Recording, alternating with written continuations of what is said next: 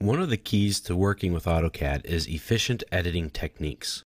One way to quickly modify an object is through grips and grip editing.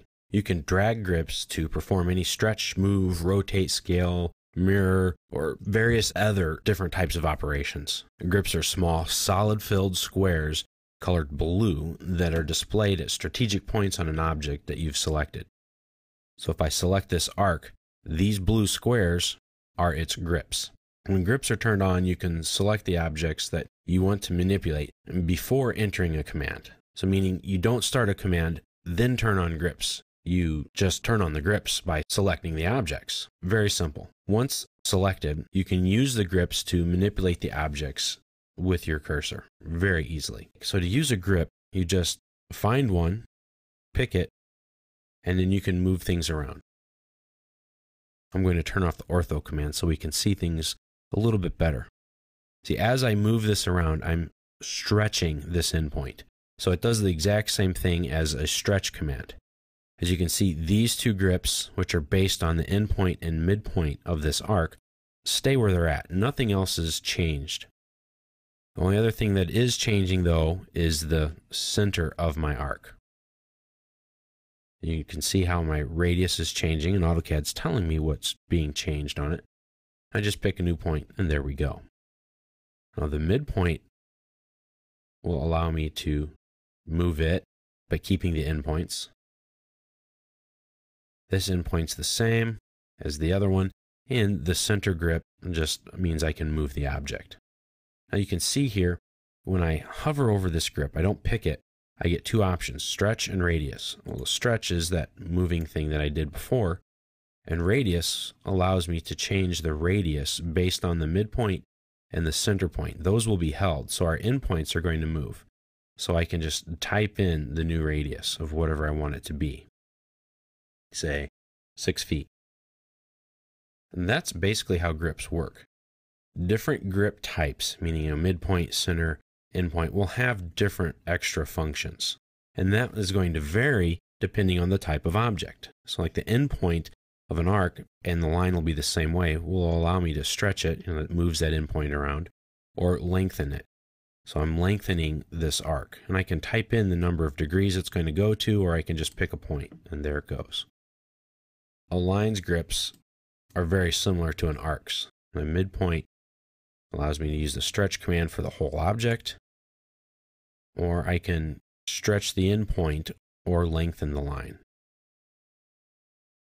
That's a great way to quickly make a line longer or shorter, or to even move it.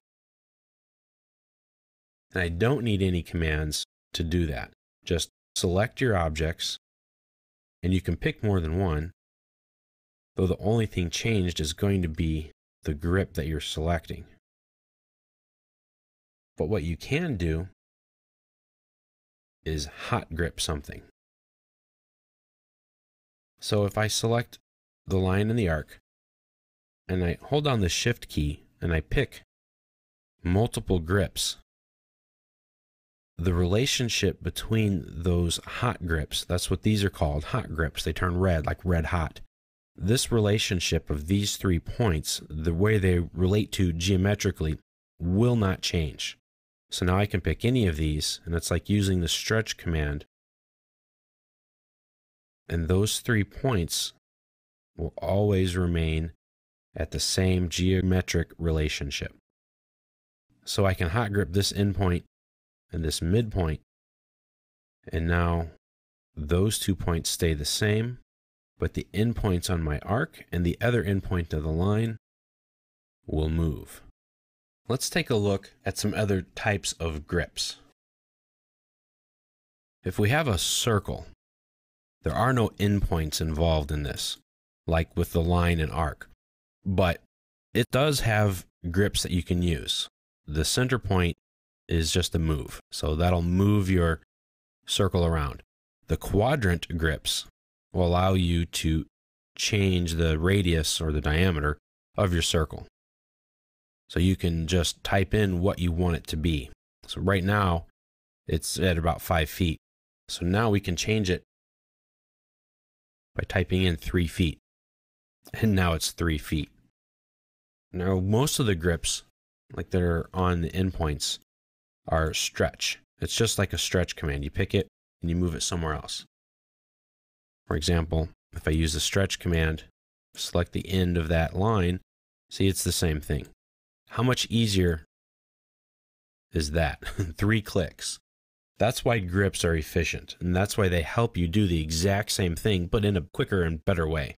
Now, you can also move with grips. As you saw earlier, a lot of those are the midpoint or the centers.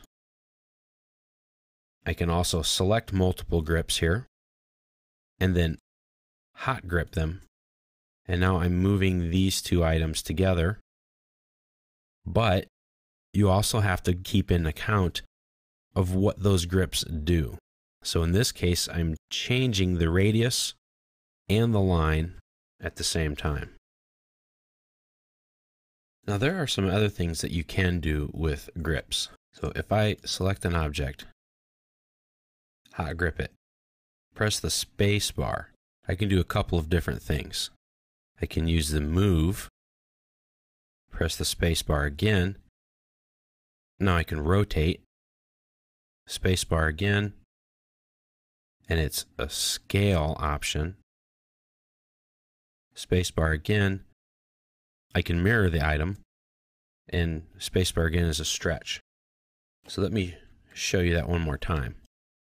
If I draw a polyline, and it's an odd shape, press enter. I select it, and I grip something. It defaults to the stretch command, but if I press the space bar, now it turns into a move command. And you can tell that by looking at your command line. See, it starts off with stretch and then goes to move. And you have different options. You can copy it on a move, which is a great way to use the copy command without ever using the copy command. Press spacebar again, and it kind of takes you out. You have to pick your item again. So press spacebar, it's in the move. Press it again, now it's rotate. So it rotates the entire object based on the grip point that you selected. Now you can just pick your point, or you can type in the angles that you want it to rotate to. Pick your grip again. Press the spacebar until I get scale.